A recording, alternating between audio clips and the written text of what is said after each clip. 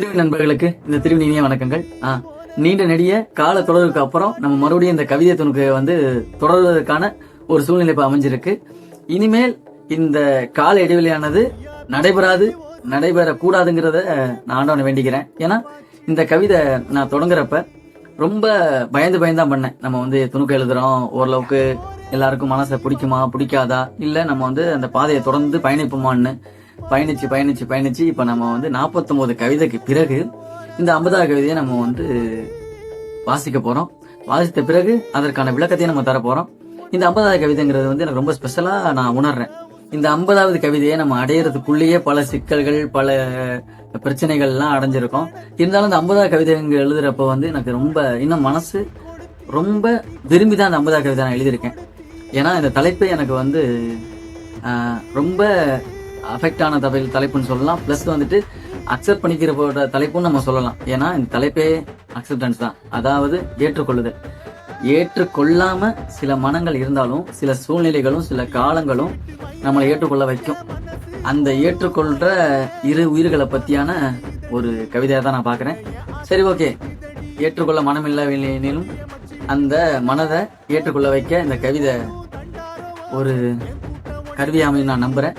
சரி, ஓகே. மனத்தை ஏற்றுக்கொள்ள வைக்கலாமா? அக்செப்டன்ஸ், ஏற்றுக்கொள்ளுதல். ஏமாற்றம் ஒரு மனதால் மற்றொரு மனதில், ஏமாற்றம் ஒரு மனதால் மற்றொரு மனதில், மனம் போகிற போக்கில் வாழ்வில் அமையும் என்ற பிதற்றல். மனம் போகிற போக்கில வாழ்வில் அமையும் என்ற பிதற்றல். பிதற்றல் உள்ள மனதால் உடைகிறதோ மற்றொரு மனம், பிதற்றல் உள்ள மனதால் உடைகிறதோ மற்றொரு மனம்.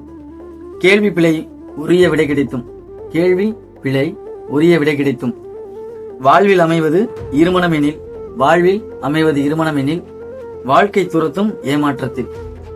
வாழ்வில் அமைவது இருமணம் எனில் வாழ்க்கை துரத்தும் ஏமாற்றத்தில்.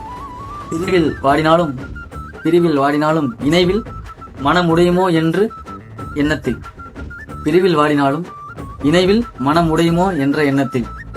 ஏற்றுக்கொள் மனமே இயக்கத்தில், ஏற்றுக்கொள் மனமே இயக்கத்தில். சில நேரங்கள்ல நமக்கு பிடிச்சவங்களோ இல்ல நம்மளை விரும்பினவங்களோ நம்ம நெருக்கமானவங்களோ நம்மளை பிரிகிற சூழ்நிலை வந்தாலும் அந்த சூழ்நிலை நம்மளாலே அமையலாம், அவங்களாலே அமையலாம். ஆனா அது கொஞ்சம் சூழ்நிலையுமே காலநிலையுமே அதுக்கான வாய்ப்பை தந்தாலும் சில நேரங்கள்ல அந்த நினைவுகளோட வாழ்றதுதான் எல்லாருக்கும் எல்லா விதமான அன்பையும் கொடுக்க நான் நம்புறேன். ஏற்றுக்கொள் இயக்கத்தில் மனமே. திருவி நண்பர்களுக்கு நன்றிகள் பல. லைக் பண்ணுங்க, ஷேர் பண்ணுங்க.